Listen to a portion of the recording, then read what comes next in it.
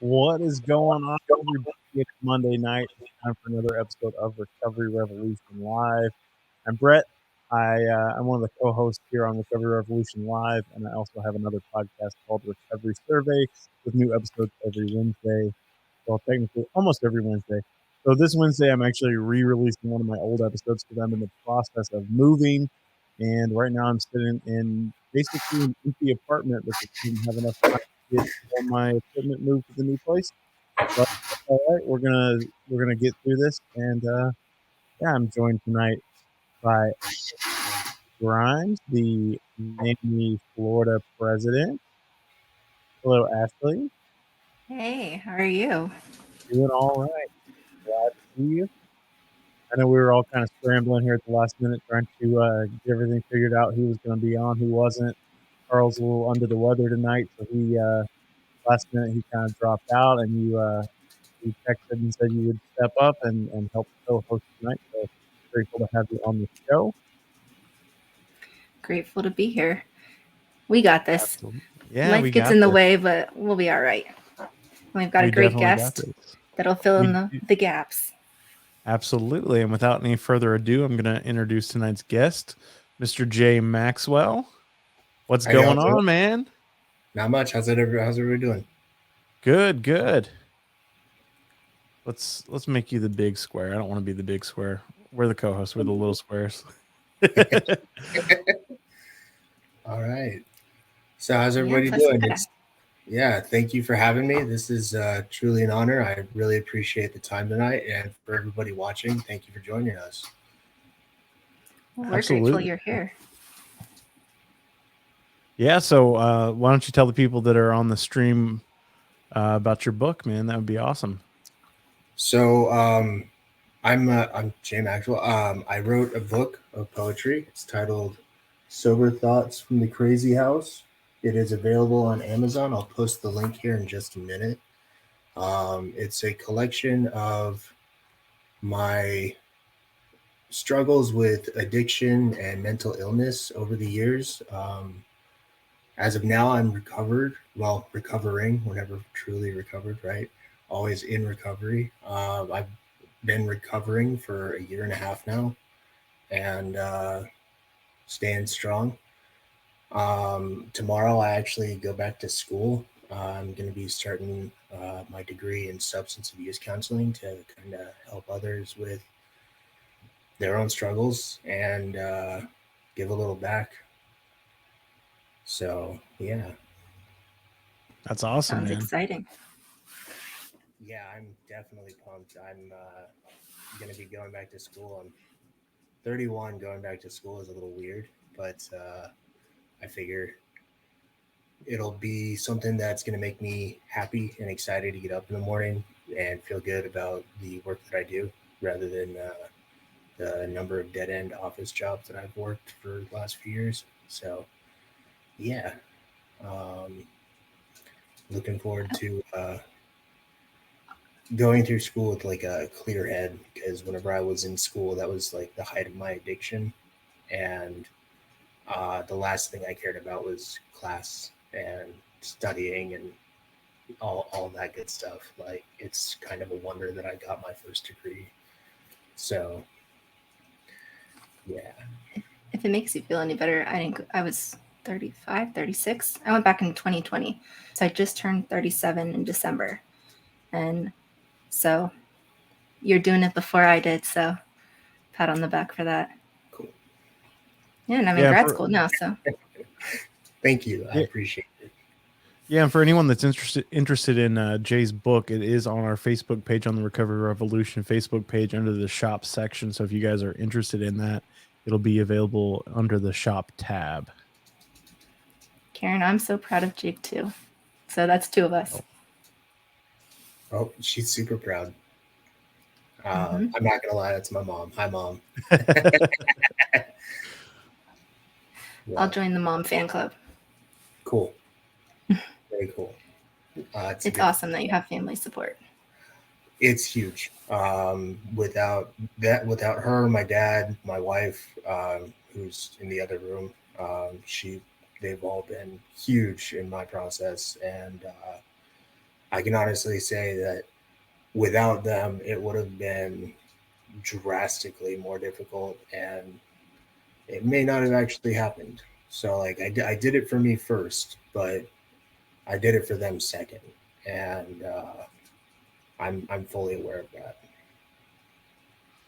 Awesome. That's I awesome. think I think this is probably Jeff that's under the Recovery Revolution page. She said would love to hear something from your book.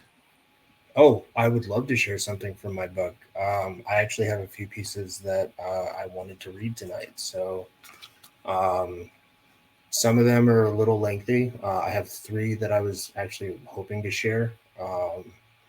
So you guys want me to just kind of go with it? Yeah, go for it, Sure, man. it's all you. Awesome. All right. So one second, gotta find the page. Pesky little pages. Where are you? I have it tabbed. There it is.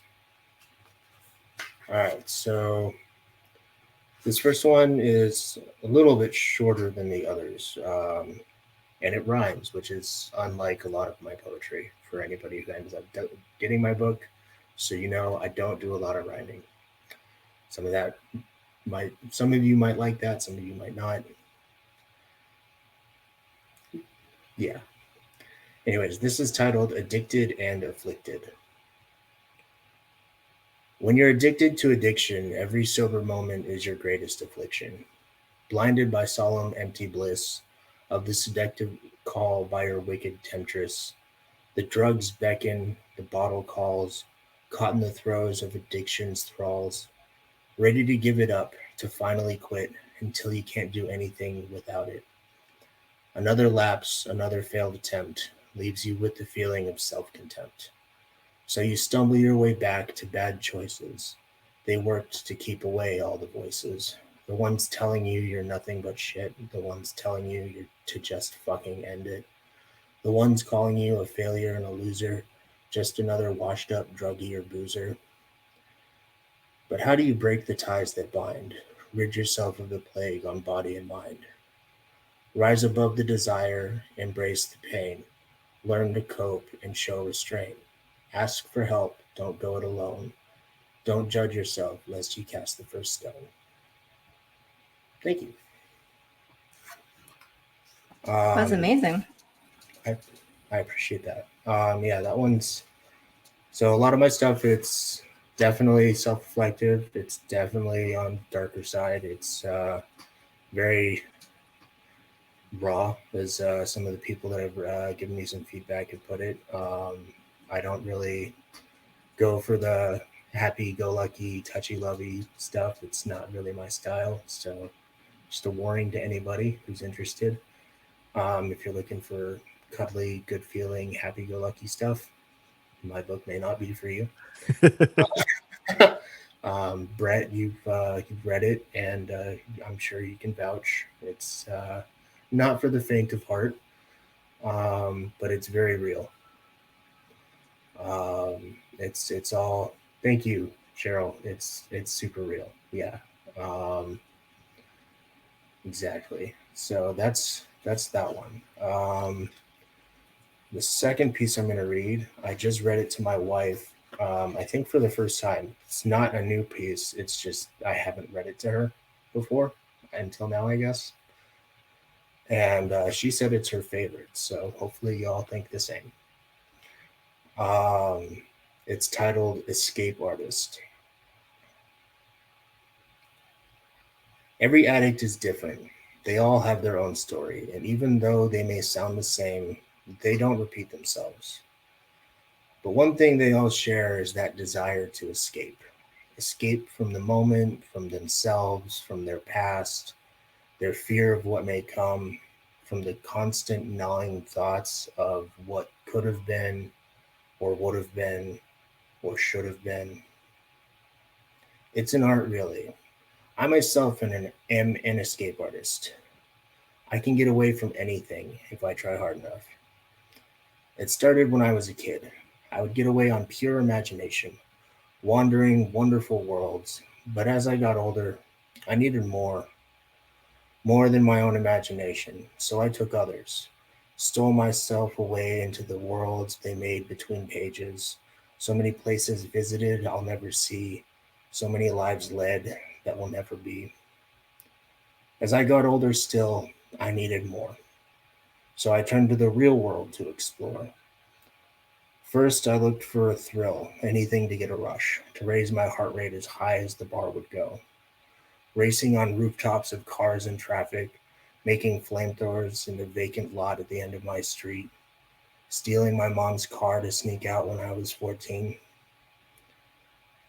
I found all this adrenaline mixed great with caffeine.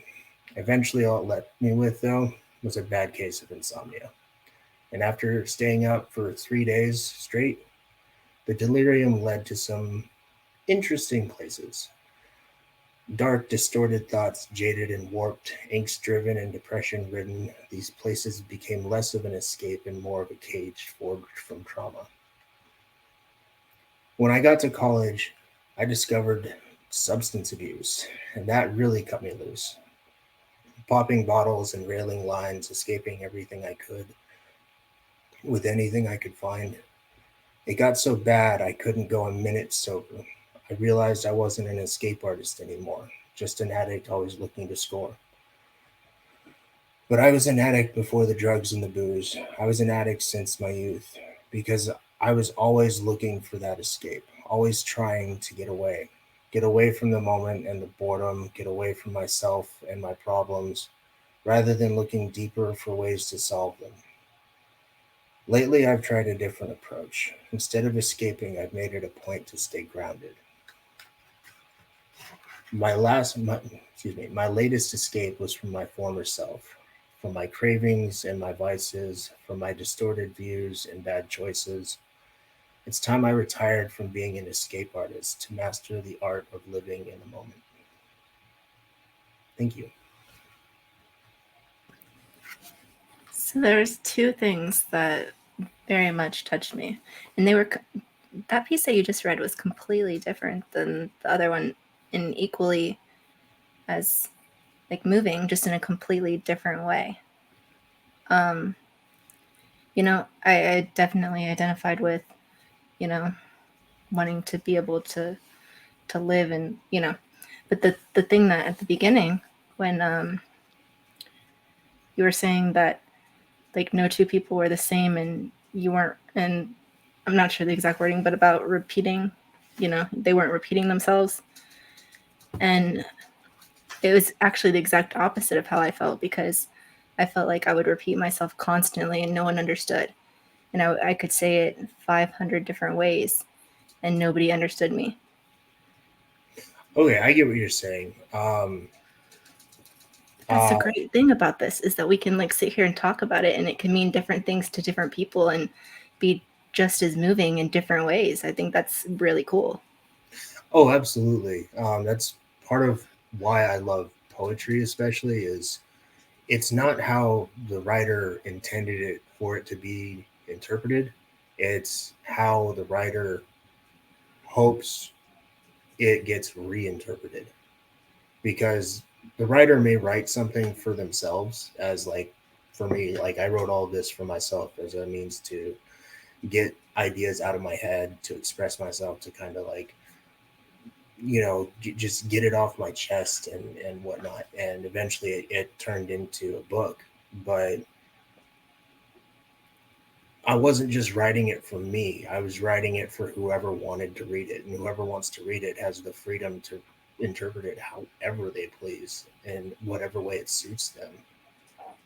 And that's why I love poetry, because you can talk to the same, you can have 100 people read the same poem and everybody's going to take something different from the poem. Same thing goes for like photography or paintings or drawings. Like, you'll have 100 people look at the same piece and they will get a different emotion or a different idea or a different concept from that piece. So that's why I love art in general, is because it speaks beyond words.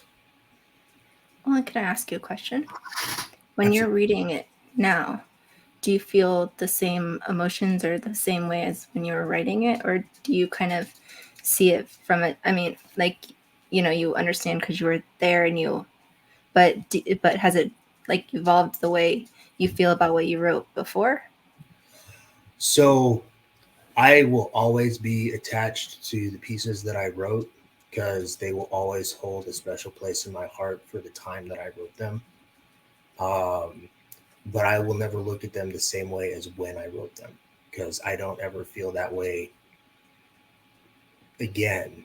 Like, you can be angry a million times, but every time you're angry, it's going to be a little different because there's different things going on to elicit that anger. So for me, it's every time I read it, I will remember exactly how I felt, but I won't feel that way again, if that makes sense. It's a little, Completely makes sense. yeah, I'm splitting hairs a little bit, but yeah, it's And, it's like a memory. and that's kind of what I was, wondering. It almost like, a relationship from the past, like you might meet that person and still like care about them. They still have meaning to you, or even marriage. I mean, when you it's a different relationship than when you were dating, but it doesn't mean you don't care about it. It doesn't mean you don't remember how you felt. And it's still just, that person's still equally as important. It just evolves. It's different. Yeah, I don't know. no, exactly. I mean, relationships, whether it's with a person, a pet, a family member, like they're constantly evolving, and the relationship I have with my writing is much the same. It's always evolving. Like, there are pieces that I have from high school that I'll never share with anybody because they're just, yeah, they're high school poems.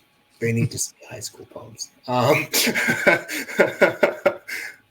That's not to diminish the significance of writing in high school. Like, everybody starts somewhere, and that's my roots. That's why I hold on to them, is to kind of look back and see where it, where I came from and where I started.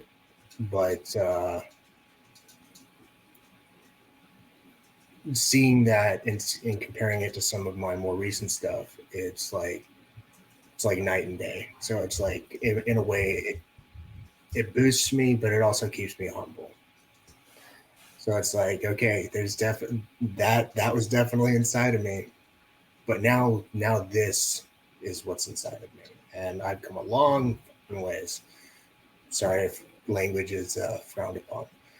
No, I think that's great. I mean, you just described growth like to a T, and growth is beautiful. It's not always comfortable, but it's beautiful. It is always beautiful, and honestly, I'd say it's rarely comfortable. If it's comfortable, I don't think it's truly growing. Yeah, you've got me there. So I have a question about the title. Being that I'm kind of involved in the mental health world too. Okay. And I actually, like when I lived in Texas, I voluntarily put myself into a mental hospital for a little bit. So I can, so when you say from the crazy house, like, how are you? Are you just saying, like, what's that mean to you? Part of my sobriety, I went to an IOP program that kind of doubled as a rehab center and a mental health facility. I did, like you said, IOP, which is intensive outpatient. So I wasn't forced to stay on site, and I went willingly as opposed to through a forced program of some sorts.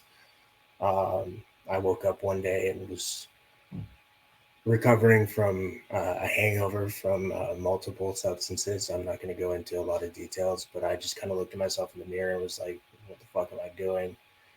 And went to my wife and was like, hey, I need to go to rehab. And she turned off the TV and looked at me. She had been a year and a half sober already, and had been encouraging me to, follow suit. And she was just like, whoa, whoa, whoa, whoa, whoa. All right, you need to say that again. So I went to facility in Carrollton, Carrollton Springs, and they got me on the right track. They diagnosed me as bipolar 1, I think. It's whichever one is more severe. Not to undermine anything with bipolar 2. I don't know which one's which off the top of my head. I always confuse them. but I know it's bipolar 1 or bipolar 2. And I also have insomnia, ADHD, PTSD from a number of traumas, physical traumas, not anything gross. I was in a couple of bad accidents that physically caused trauma to me. And yeah, so I have a plethora of mental illnesses that give me an interesting line of sight on the world, is how I like to put it. Well, I think that what you said is it's a great time to, mention that trauma is different. It's about how the person experiences whatever happened. I mean, bullying can be a trauma for one person and it's nothing for another. It can be. So when someone says they have a trauma, a lot of people assume it's something, like heinous or, but that doesn't mean it didn't equally affect you just as bad as something. Absolutely. And so I'm glad you're breaking the stigma that, somebody, because people's minds just go there automatically. Yeah, no, a lot of people just, yes, dual diagnosis of mental health and substance use. It was a fun day at the Crazy House for me. They had a good time talking to me about all of my fun little issues. Um, but yeah, I'm sorry, I lost my place. Ashley, what was the last thing you said? I apologize. ADHD, No, you're fine. We were talking about trauma and that it can be different for different people. And you said you had multiple diagnoses. And I was going to throw in, I don't know that I've met anyone with substance use disorder that didn't have co-occurring. They might not embrace it or have been diagnosed. And who knows if the chicken came first or the egg, but there's anxiety. There's, there's, Oh, yeah, I have it's, anxiety. no one has just one. Yeah, I have anxiety too. I forgot about that. But yeah, no, my trauma was so like I'll just tell the brief stories. It's physical by nature, not sexual. It wasn't emotional or anything like that.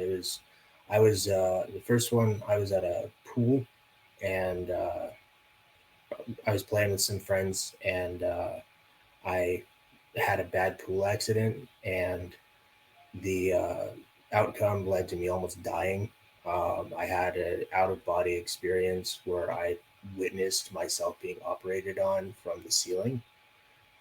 So that's fun. Um, I was in the hospital for a month in the ICU, and then another 2 weeks in just a standard ward before they released me with a colostomy bag. And then 6 months later, I was able to get the colostomy bag off. So that was a little rough. Definitely limited me a lot when I was a kid and growing up. But I was able to overcome it, and so I still can go swimming and whatnot. I mean, I still get some flashbacks when I hear a certain noise, or when the wind blows a palm tree frond just the right way, or whatever it is. It doesn't take a lot to set it off. Anybody with PTSD can probably relate to that. And then the second one, I was being a young dumb kid, and there was snow in Las Vegas for the first time, practically. I mean, for the first time that I was there. And I grew up in Las Vegas, for those of you who don't know that, which is probably all of you. Um, yeah, so I grew up in Las Vegas. Las Vegas doesn't get a lot of snow, obviously. And it snowed, and I was 11. Yeah, I was 11 years old. And my mom promised that if there was snow, she would take me and my friend Kristen to go sledding. So we get up to the mountain where there's this abandoned golf course. So there's these awesome hills that are like 100, 150, 200 feet long, just beautiful, unadulterated, clear hills with no tree line or anything. So after we're having a good time, I get the wise idea to go back to back, and Kristen facing forward, myself facing backwards, because sledding forwards had lost its allure. I guess it wasn't enough. Don't go sledding backwards. It's a bad idea. And it's never enough. Yeah, it's never enough. No. So somebody happened to have been sitting in the sledding hill area, which is not necessarily a great idea. So I'll take responsibility for the fact that what I did was not intelligent, but they need to take responsibility for the fact that sitting in the middle of the sledding hill was also not intelligent. Needless to say, Kristen bailed off because she saw where the sled was going, and she tried to take me with her, but I was a big kid, and she wasn't able to roll me with her. So I flopped down to my back, and I go head on into this person's back, and I fractured my neck. Anybody in the medical field, I fractured it at T1 and T2, compression fracture. That was fun.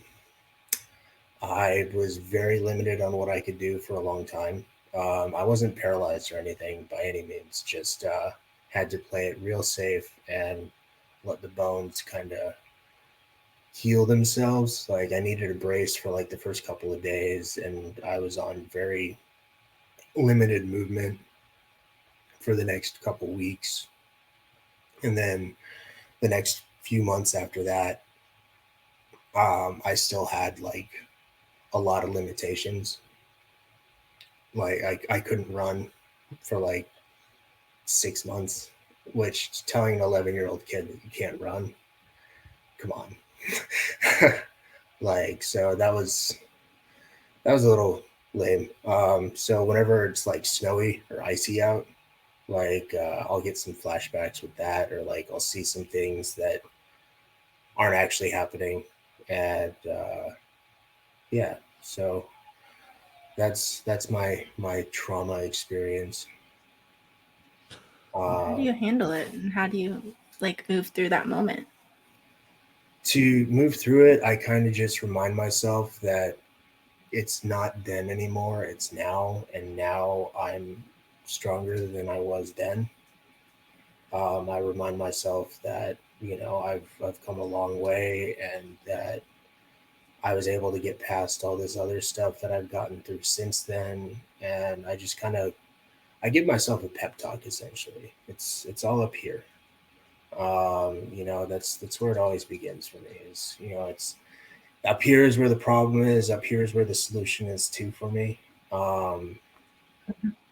Sometimes I'll just do something to like distract myself. Like I'll give myself a pep talk, and then I'll throw myself into writing. Somebody just asked if it was therapeutic. Writing is extremely therapeutic for me. If I didn't have writing, I would have to have something. ADHD, like I have to have something going on. And like even with my writing, I have like 6 projects going at once. So like there's always something to keep me busy. So even if I get bored with one project, I have another project or 5.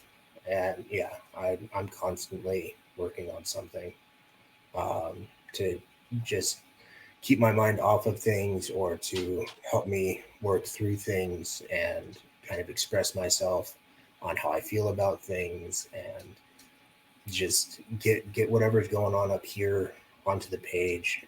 Or if that's not enough, I do go to therapy. If not once every couple of weeks, once a month. It's sometimes you got to talk to somebody about it. Sometimes the professionals are professionals, like they know how to help you.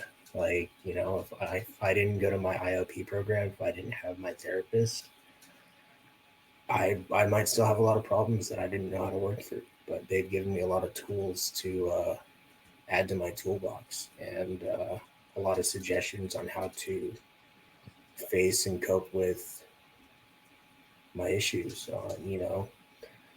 Sometimes it's as simple as making a gratitude list. Other times, it's a little bit more complex. Having to talk myself down from, you know, what's making me anxious. And like bring myself back to zero. Um, Sometimes I have to do grounding exercises. There's a variety of things that are helpful, but I wouldn't have a lot of that without the help that I went looking for. There's your I mom in hope the you comment. know how Thanks, Ma. Actually, it was 14.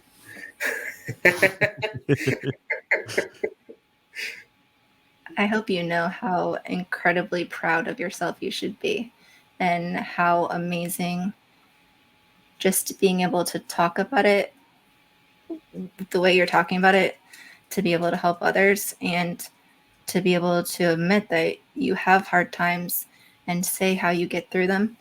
That if anyone ever tells you that that's weak, they just don't have any idea, because that is the strongest thing, probably one of the strongest things I've ever heard.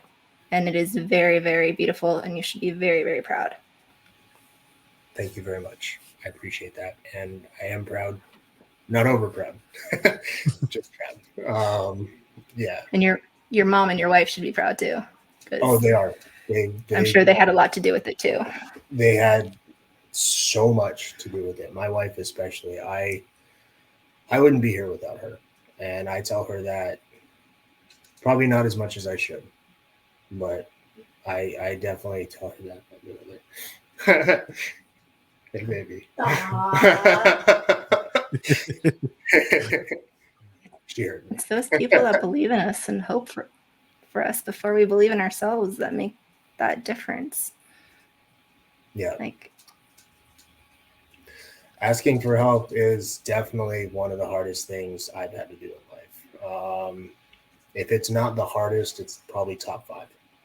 I still have trouble with it, depending on what it is that I'm asking for help on. It's setting aside our ego, setting aside our pride, and owning up to the fact that we can't do it on our own. That's not something anybody should be ashamed of. It's not fucking easy. And anybody who says that's easy,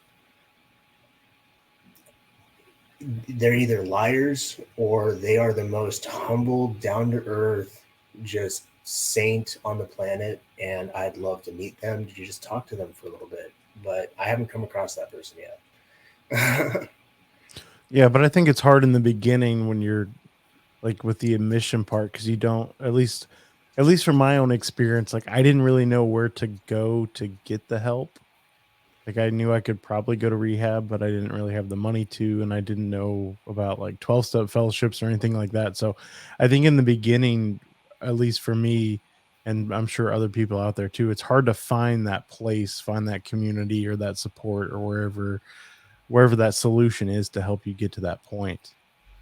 Yeah, the hopelessness of it definitely can get to you. For me, part of it was also just thinking I was better off the way I was. And the lies that we tell ourselves, like, oh, I got this, I'm going to be okay, what I'm doing is working just fine, I don't need anybody to tell me how to live my life. And we let that ego kind of get in our way. So I can totally respect the admission of just acknowledging, like, hey, I have a problem. That step is also extremely difficult, because even if we acknowledge it to ourselves, like silently, like, yeah, maybe doing an 8-ball of coke a night is a problem, but I got this. It's it's one of those things, like, until you admit it to somebody else, until you get it out in the world and acknowledge, like, to other people that you actually have that problem. Like, even then, if you do, if you're not acting on the fact that you have a problem, you're just acknowledging it, it's still like you're at odds with that concept, because you're admitting it, but it's like half-heartedly so. So like you have to commit to it. You have to really own it, and just, if you're gonna say you have a problem, you got to know like you really have a problem. And chances are, if you think you might, you do. And even if you don't think you have a problem, if everybody else around you says you do, chances are you're wrong. Like, and I'm not trying to be judgmental here. I've been there. I've gone through it. I've been that guy. Like, I was that guy for too long. For shit, I was an addict for I was 18 when I started college. Because I wasn't an addict until I got to college. I was relatively, like, I had drank a number of times before college, but I wasn't like drinking regularly by any means, or in excess for that matter. It was like sporadically. Like, but college, as soon as I got to college, I became an alcoholic in a month, and I started dabbling with weed like a couple weeks after that. And then I started snorting pills and popping pills a couple weeks after that, and it just spiraled like so quickly. And eventually it led me to cocaine, and I was a cocaine addict for about 2 years, along with being a poly user of anything else I could get my hands on. No good. Like, it got to the point where I was selling stuff so I could feed my own habits, and I was trafficking at one point so I could get better deals, and meeting all of the wrong people.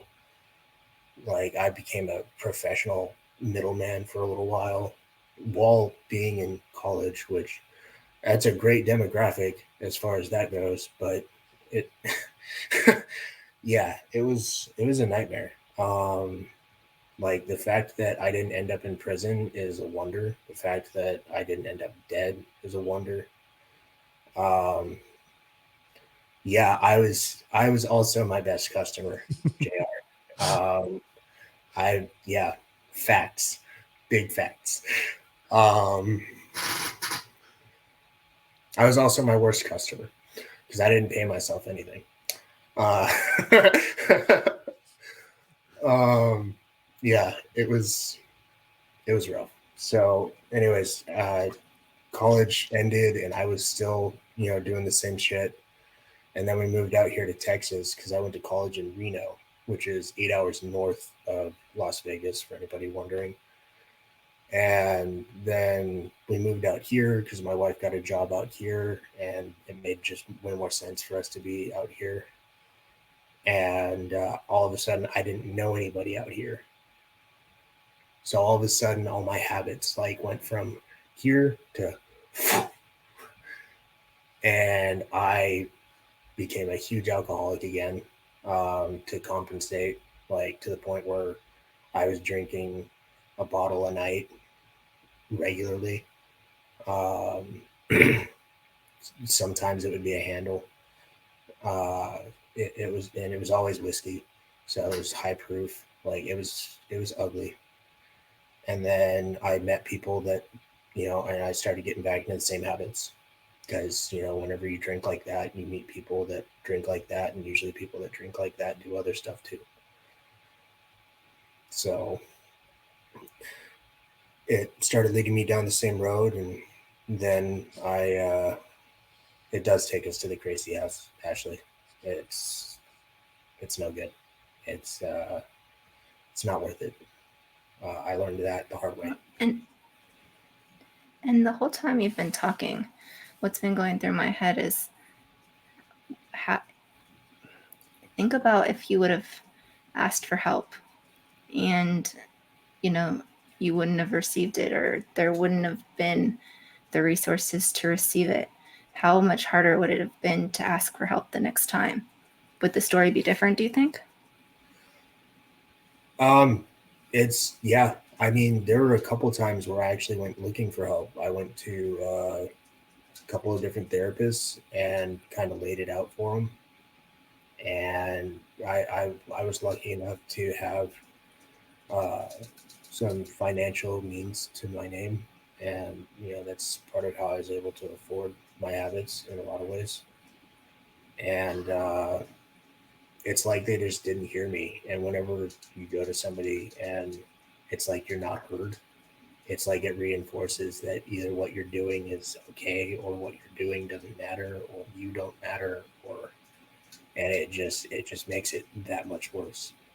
Cause, which is speaking to what you were bringing up earlier, like you repeated it 500 or 5,000 times and it's like nobody heard you.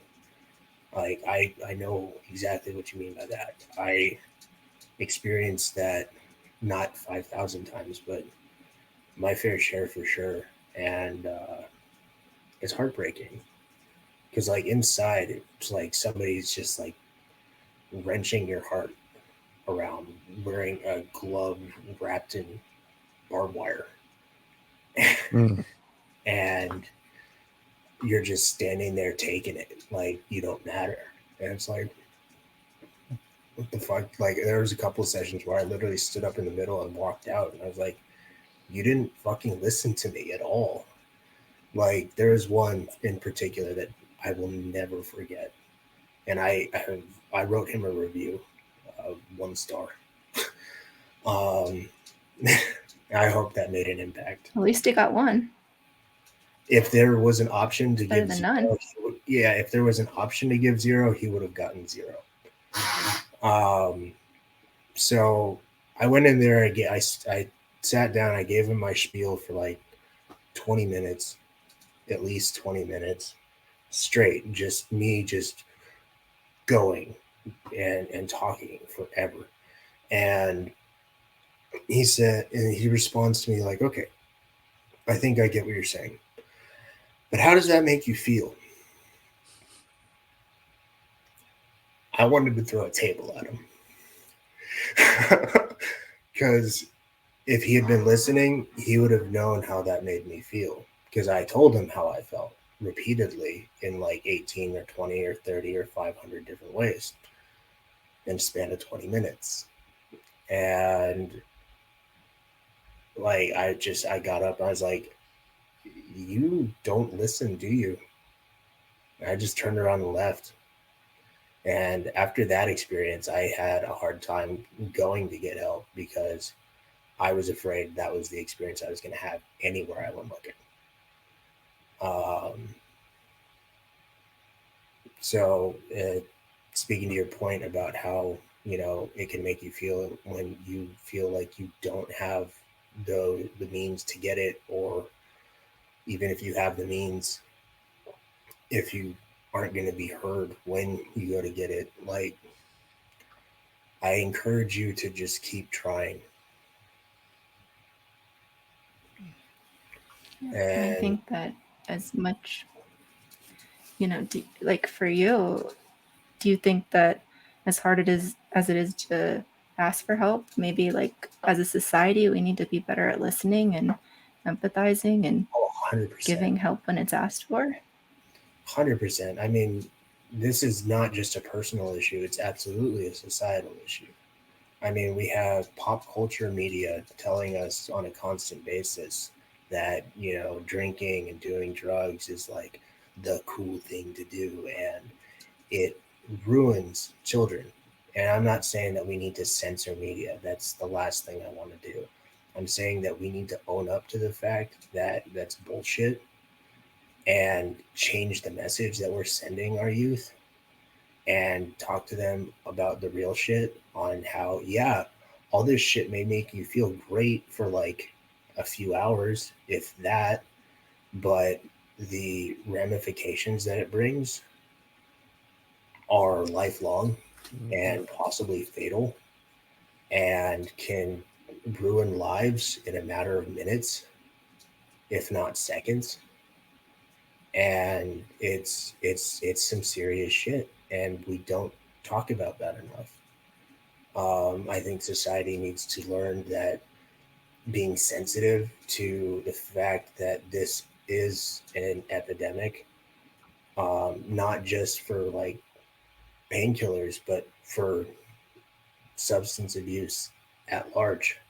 Like, and the approach that we're taking to it with the drug war is all wrong. Like, we need to make rehab more available.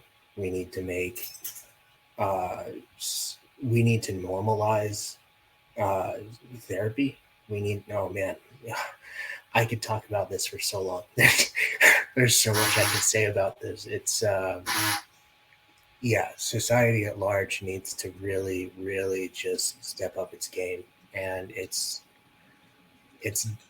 tragic that it's gotten to this point. Like the fact that it's so expensive to receive good rehab treatment is unacceptable. It's just it's boggling. It's like, okay, you want these people to do these things to get the help that you want them to get them to fit your mold, to be fully functional citizens, and run about and do all the things that they're supposed to do, and you're going to charge them 10 grand to do that? You think they have 10 grand to just drop on getting the help they need? Don't you think if everybody had 10 grand to get the help they need, they'd go fucking get it? Like, are you shitting me? Like, it's so ass backwards. Like, it's creating its own problem, and we're just standing by letting it happen. So it's like, yeah, even if people want to get that fucking help, they can't. And if they can't get that help, they're just going to keep turning to the same thing that seems to be working, even though it isn't. And the cycle is just going to keep cycling on, if not getting worse, which it has, as we've seen for the past 4 decades. So yeah, and it's despicable. I don't know what else. I agree completely. 100% agree. I could listen to you talk about it all day long because I agree with everything you're saying. I could rant about it for it. My wife has heard me rant about it too many times. It's so aggravating. It's so aggravating. It's a shame. Yeah, it's a shame disease. It's a shame. It's a shame. You don't feel like you fit in. Like, you can't get rid of shame with shame, and you can't get like when someone said that telling your story is what made them, I can't remember the wording, but made them feel like better about their situation or made them feel included. That's because it took the shame of what they were going through. They weren't alone. They weren't somebody that was different than others. It was when you turn that light on and somebody's not different or dark, it changes things. And speaking to that point, that's a lot of what I actually wanted to do with my book, is show people that they're not alone and that there are other people out there that have been through it, are going through it, do have these feelings, experiences, emotions, and that it's okay. Because not enough people think that it's okay. And there's so many people out there that feel like they're alone, or that they're weird, or they're wrong. And it's not weird or wrong. It's just, it is what it is. And, whether it's, something you did yourself, or something that somebody did to you, or whether you made the path or just followed it, it doesn't matter. The fact is it is what it is, and it's okay to have those feelings. It's okay to have those experiences, even if it may not make you feel exactly, JR. It's okay to not be okay. Thank you for simplifying it. That's thank you. Exactly. So yeah, it's just, I'm really, this book is part of what led me to want to go into substance abuse counseling. Is some of the feedback I got with it is that people We're like, oh wow, I'm not alone, or oh wow, this makes me feel included, or oh wow, I have these feelings. You gave me words. It's like, oh, that's pretty cool. Like I wasn't really expecting that. And a lot of people have always told me that I'm a good listener and that I'm good at talking to people about their shit. And well, I've been through a lot of my own shit. So I think because of that, it would lend itself to this program.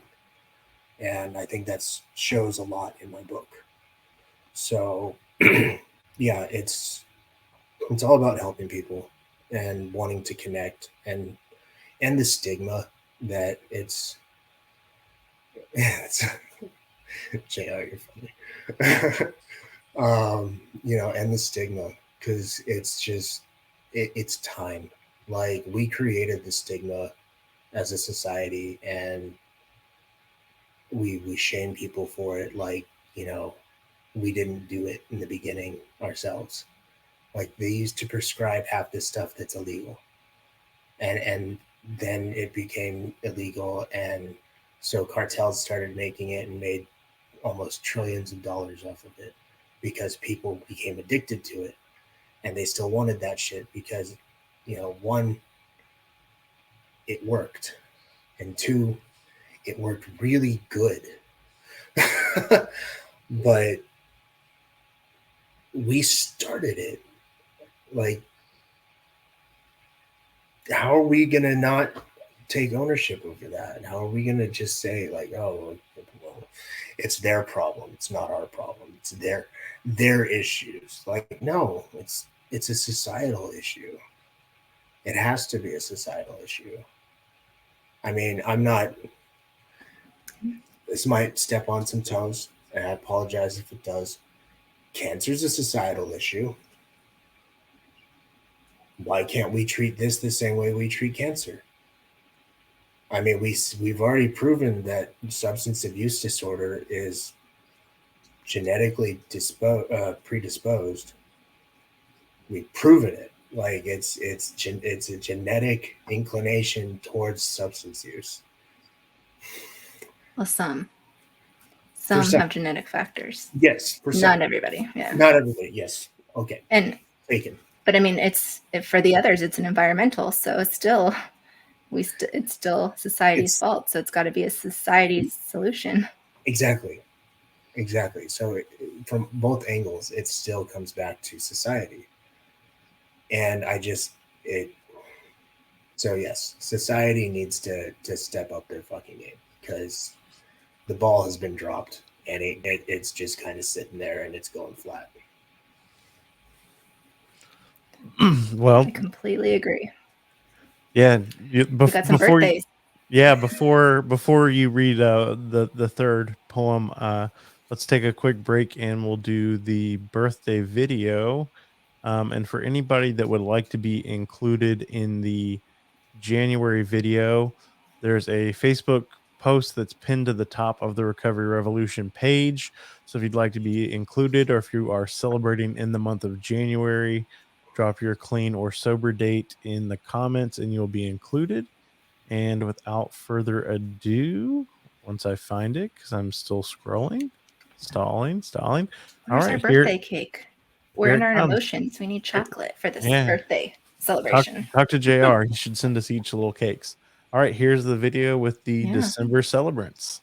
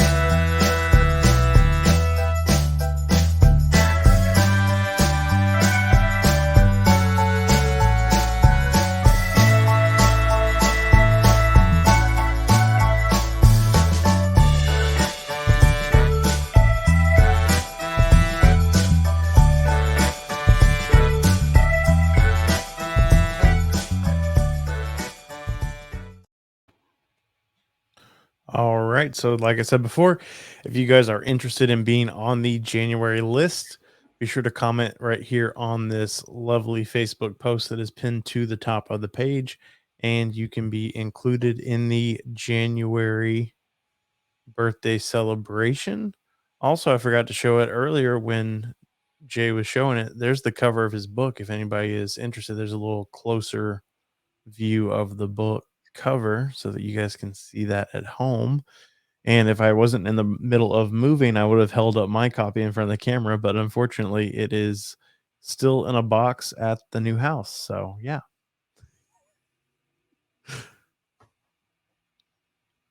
Awesome. Well, would you like to read I've them? never.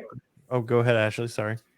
I was gonna say I've never been big into poetry, but I think I might have to read this book. I mean, the first two were pretty good, so I very much appreciate that. Yeah, for any of you who are like skeptical of poetry, it has a really, really wide range. There's poems for pretty much everything. Not every poet's for every person.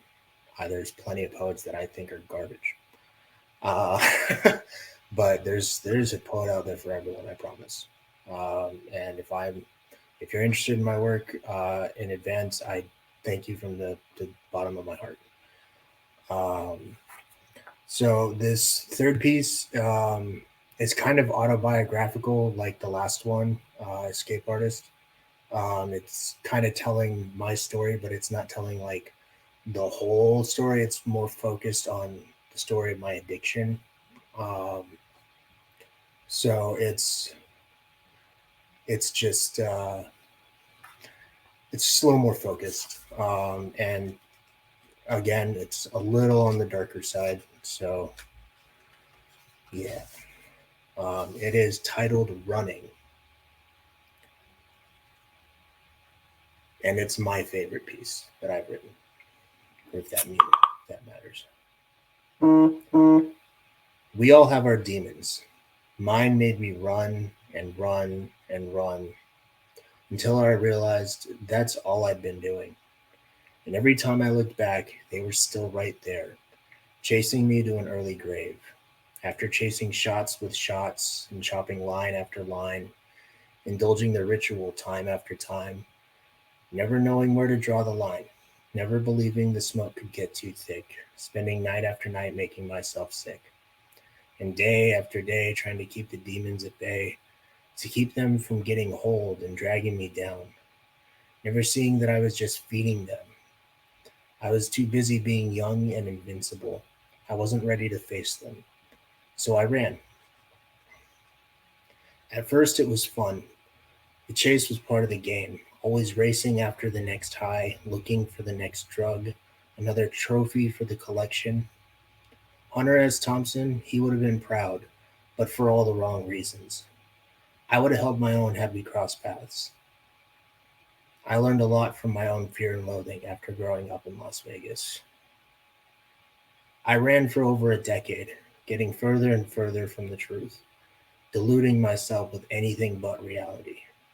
I kept blaming and shaming, failing and wailing, bailing and railing, feeling trapped in a cage I made single-handedly with the skeleton of my former self, keeping me company, watching me run in place behind bars.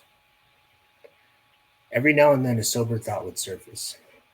It can't be everyone else, and if it's not everyone else, it must be me. Not a realization you want to face when you're an 8 ball deep into the night with a bottle of turkey to drown the edge.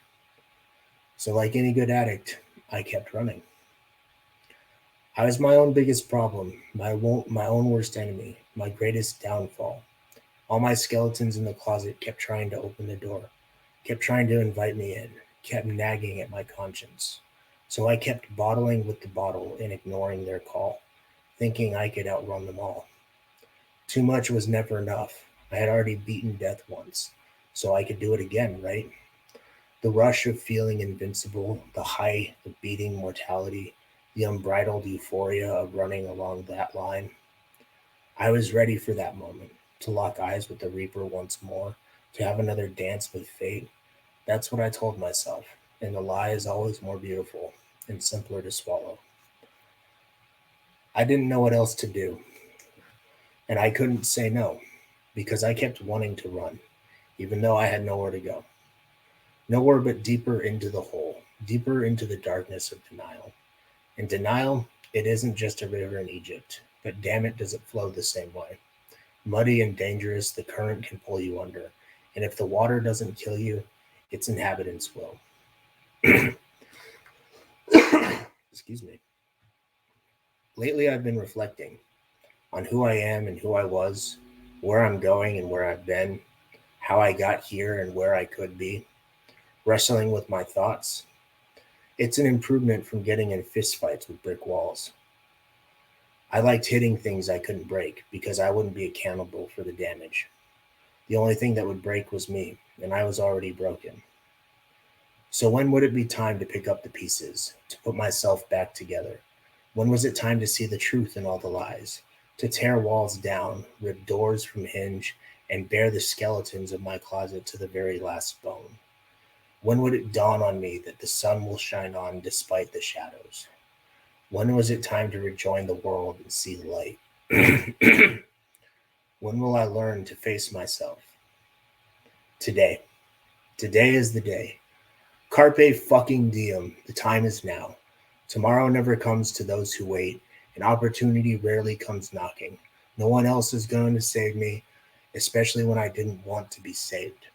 Time to change course for new horizons, take a deep breath and plunge headfirst to the stars and toward my dreams, the ones I lost sight of, the ones I told myself I couldn't reach.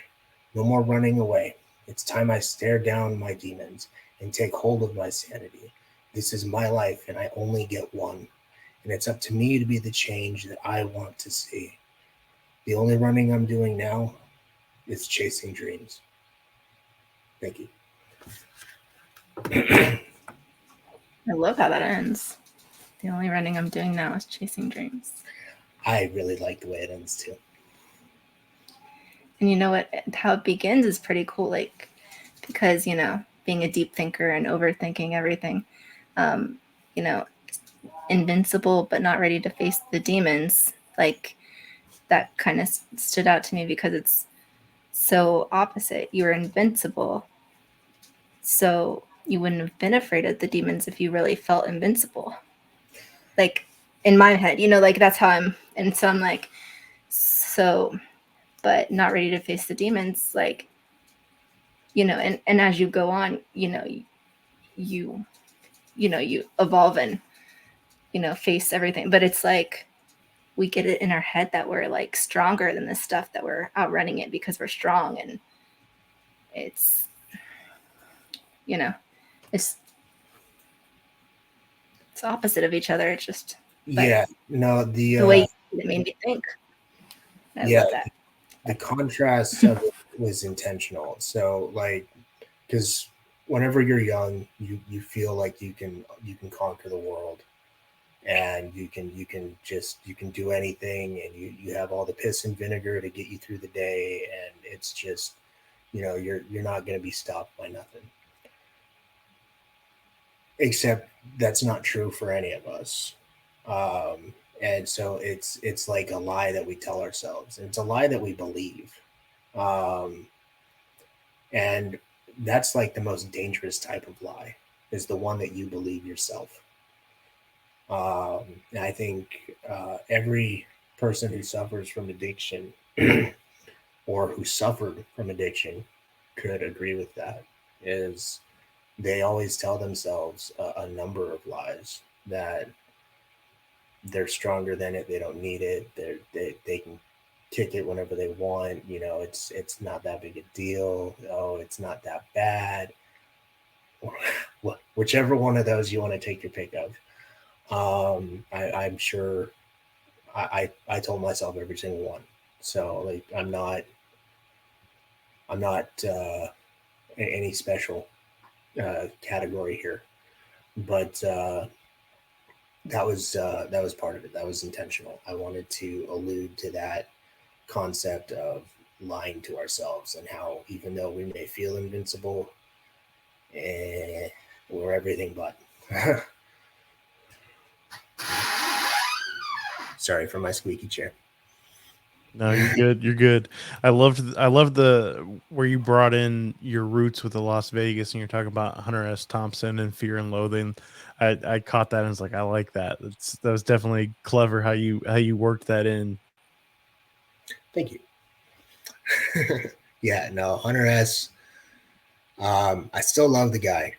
He still has a style of writing, gonzo journalism, that I will always be in love with, because it's so unlike anything that was around during that time, and it's so in your face, and it walks the line of nonfiction and fiction.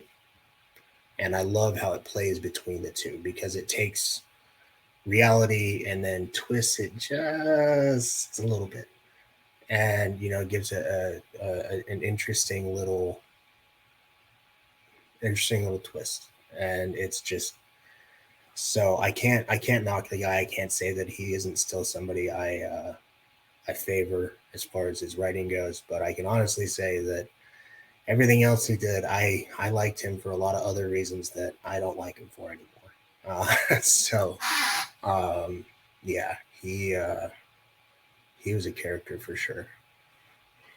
I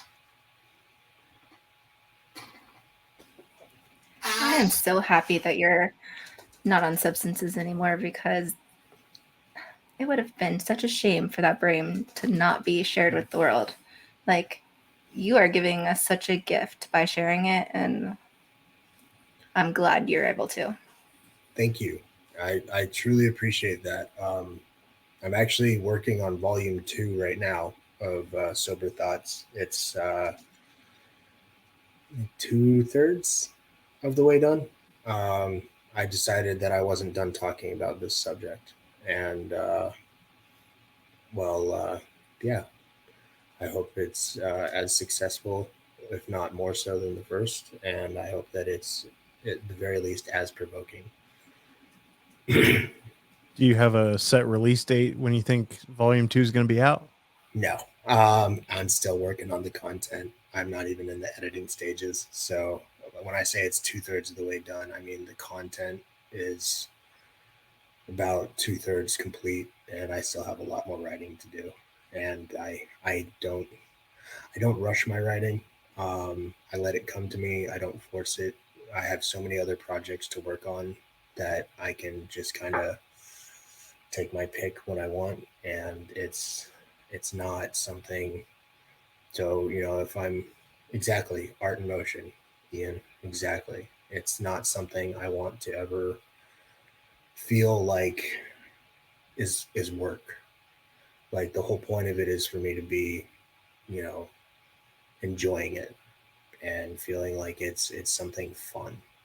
And the second that it no longer feels fun, I don't want to know what that's like. So I'm trying not to push it too hard.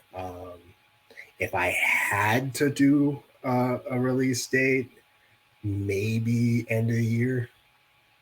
Maybe. Big maybe, though. I have another collection of poetry that is in the editing stages as we speak, but it is completely unrelated to substance abuse or recovery or anything of that nature. It's more related to nature and philosophy. I was a philosophy major and creative writing major, so I did a dual major, and philosophy is one of those things that really speaks to me. All the deep thinking and splitting hairs with an idea and getting down to the real nitty gritty, like what's the difference between truth and knowledge kind of stuff. So it's going into some of that existential kind of thought patterns, and I'm relating some of that stuff to nature and everyday life and things like that. and there's a little politics thrown in there, just teensy tiny little bit. And Ian said he'd be honored to read it one day, and I concur with him. And Brett, Well, were you going to say you concur too? no, I was going to say you also do some visual art as well, and I was hoping you would tell us a little bit about that. oh, yeah, I do. Currently, that stuff is packed. Otherwise, I'd love to show it off. Oh, actually, that's not true. Okay, I have one piece that I can share right now. So I do surreal art. Let's see if I can get it on camera without a huge glare. It's an eyeball with a checkerboard pattern in front of like a swirly pattern of smoke and some numbers. It's supposed to be like the decay of time in the void is what it represents. I was just bored one day and it came to me. That was colored pencil and Sharpie. I do digital art as well. Unfortunately, I do not have any examples I can show right now, but on my Instagram, you can check out some of that stuff. I also do nature photography, which I just love nature. It's one of those things I grew up with around a lot of, and I've always appreciated it since. So, yeah, it's something that I like to dabble in my free time. I do have some prints available of my digital art as well as my colored pencil prints. And sometimes I'll even go so far as to do mixed media. So I'll start out by drawing something and then I'll digitize it and add some cool effects. Very cool, man. And then here, if they're asking where to find it, there you go.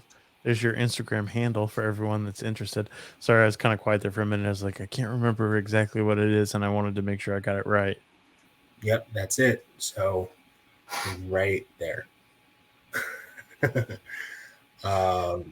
And for anyone that's listening to the audio only version that will be coming out after the live stream, that's at jmaxwell.art and writing. Yeah. Let's see. Hold on. Am I allowed to post comments in the comment section? Yeah, of course. Absolutely. We Cool. encourage it. If it'll let me. Well, maybe. Oh, are you in the Facebook Live? Brett? They won't let you in this one. You have to be on Facebook. If you want to type it in here, I can put it on Facebook for you and say it's yours. Okay, hold on. 2 seconds. I can copy and paste because I have it open. 2 seconds. Technical difficulties. So I also have a Twitter page that I'm fairly active on now. I can get a link to you for right there. And here is the link to Amazon if y'all don't want to go on the Facebook shop. Okay. That. And yeah, I do plan on eventually releasing a spoken word album. That's like, I haven't even started recording anything, but that is definitely something I'm interested in doing. And I would also eventually like to do a memoir. I've already started writing it, but it's also far from complete. And I also am currently in the process of co-authoring a fantasy series. So I dabble in all kinds of stuff. Oh, and I like to spin fire. There's a couple of videos of that on my Instagram. They're towards like the bottom. I don't do it very often anymore. I did it a lot more when I was abusing because it was more fun. It's still a lot of fun. It's just not quite the same. Hallucinogens made that a bit more of an experience, is the way I'll put it. So, but yeah, I do that too. So I don't play music though. So I was gonna say, what who do are you you not do? co-authoring? Yeah, who are you co-authoring with, and what's your fantasy book about? The fantasy book is about a band of rogues. It's kind of going to be something along the lines of Game of Thrones meets Breaking Bad. So there's going to be a lot of drug reference, because that's kind of how they get off the ground and take over a city, is through drug creation and distribution. And they're also thieves, and then eventually they're going to be assassins, and it's it's going to be a good time. Lots of antics and hijinks and shenanigans. And my co-author is one of my roommates from college. Unfortunately, I forget the pen name that he's using right now, and I don't know if he wants me to reveal his true name. So I will keep him silent unless he contacts me in the next 2 seconds. And yeah, because Completely understandable. yeah, He can always go in the chat if he wants to out himself. yes, that's later. very true. It'll That's be there. Yeah, but he's a very talented individual. He has actually helped me a lot on my journey as well. And yeah, another Stephen. Oh, I don't know about that. That's quite the. I really appreciate the fact that you think that highly of me. That's very kind of you, sir. Truly, that's a really big statement. I don't know if I can fill those shoes. He's quite the prolific author.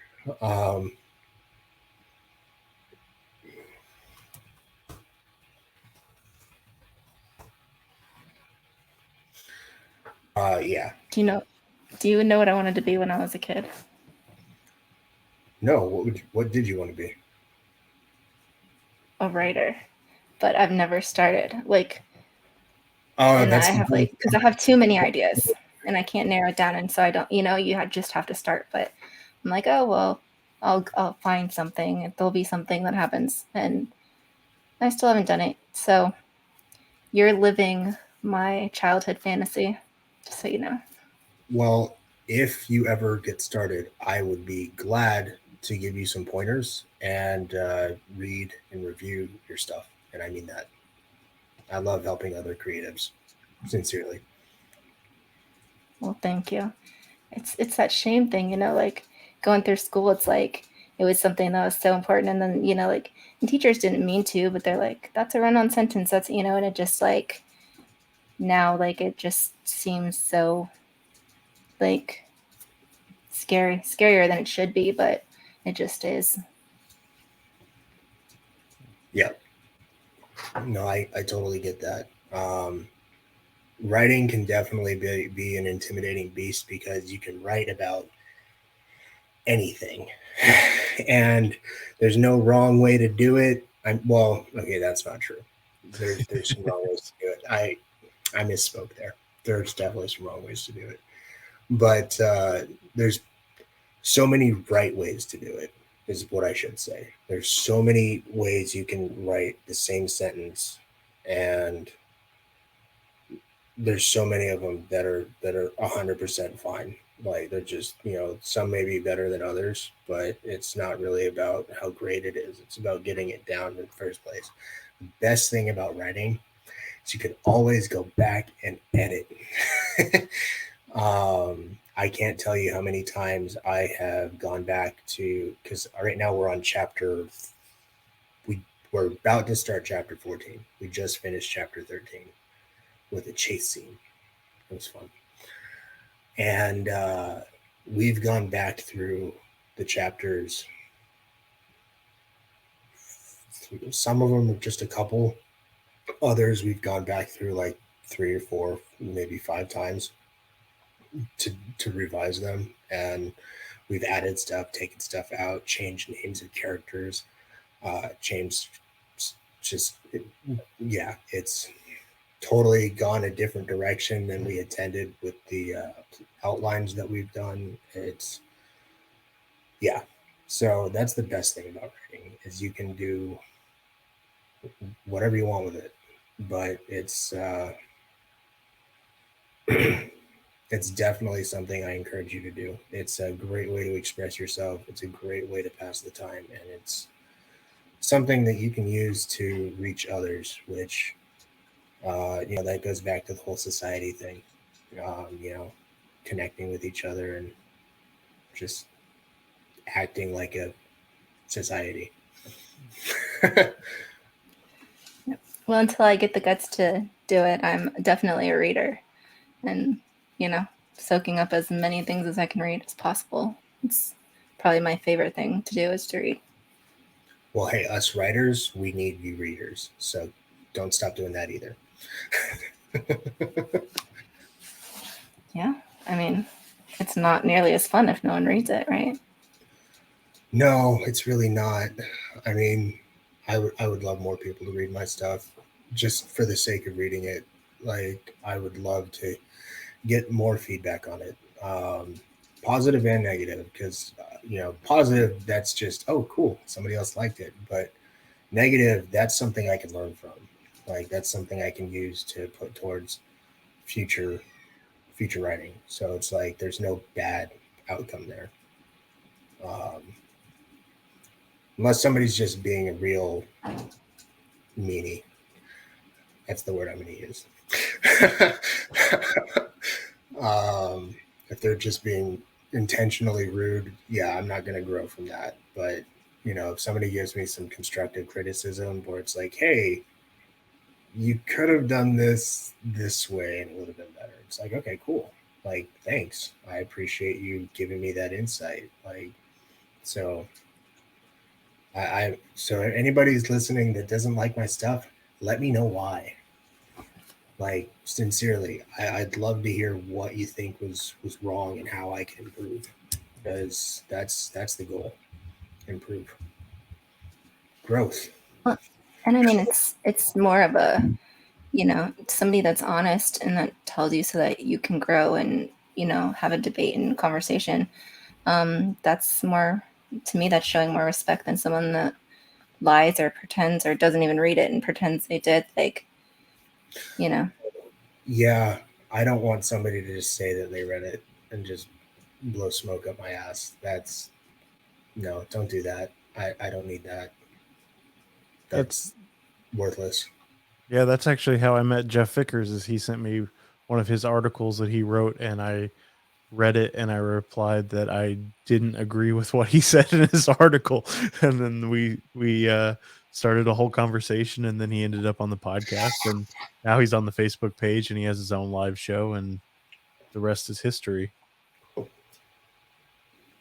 And you agree with some of what he says, and so not much has changed. But you're learning from each other. You're growing from each other. Or agreeing to disagree with each other. And he went to school, and he got off, and he's at school now, so I can talk about him without him having to comment in the comment section. Shots fired.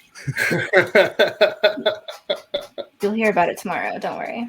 Yeah, my phone will be blowing up. Maybe later tonight. That they are, Ian. That they are.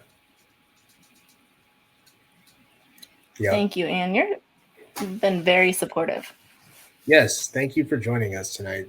Sincerely, this is we really appreciate you. I can talk, I promise. Been doing it all night. We really appreciate you. Apparently, I can't. It happens as the night goes on, man. I totally understand. Yep, getting tongue tied. That's why I keep my episodes short, because if I talk for too long, it just all runs together.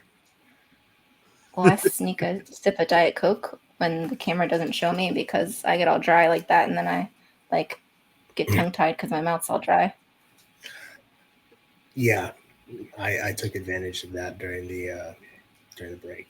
So yeah, but the camera's been on you 99% of the time, so you haven't had the ability other than that 1 second. So we have to give you a little leniency on the. I'm sure your mouth is dry. I talk a lot. My wife will tell you I have a big mouth. No, this has been great. I really appreciate y'all having me, and this was truly a fun experience. And if you ever want to have me again, I consider it a blessing. So Well, glad to you've have been you. great. I'm grateful you're here. Yeah, great to have you on, man. Glad we got to chat again. If anybody is interested, I did do another episode with Jay. I think it was 73. It's been a little while since we first connected. Yeah, it's been a minute. I remember it was like September. Don't get me to lie, man. I don't have a calendar in front of me. I have no idea. You can tell September that. was mobilized recovery. It was like the best month. Yeah, no, but yeah, no, Brent, this has definitely been a pleasure to talk again. And Ashley, it's been fantastic meeting you. And yeah, till next time. Yeah, and remember, Yeah. guys, if you are interested in picking up a copy, the Amazon link is in the comments, or you can go over to the shop tab on the Facebook page and purchase a copy directly from the Facebook page. I'll go ahead and throw your Instagram and Twitter up on the screen one more time, just in case you're wanting to connect with Jay on either Twitter or Instagram. Those are the handles to use to find him, or if you want to see his other why did I just blank on the word? See, this is what I was talking. This is exactly what you were talking about, getting tongue tied and not knowing what to say. His visual art, you can see that on his Instagram or Twitter accounts. And the audio version of this broadcast. Oh, thanks for Ashley just reposted the Amazon link there in the comments. The audio version of this podcast will be available shortly after we finish this broadcast. So yeah, thank you everyone for tuning in tonight. We appreciate it. Jay, thank you again for coming on and sharing with us, man. Oh, there's one announcement that I forgot. Glad that I saw that. Let me get this banner out of the way. Starting in February, we're going to be moving the broadcast to Thursday nights to help accommodate Ashley and Carl so that they can stay and be permanent co-hosts on the show. So we will be moving to Thursday nights starting in February. So mark your calendar, or what that's kind of old school. Make a note on your phone or turn your notifications on for the Facebook app and the group so that you know when we go live. And until next time, guys, remember, progress, not perfection.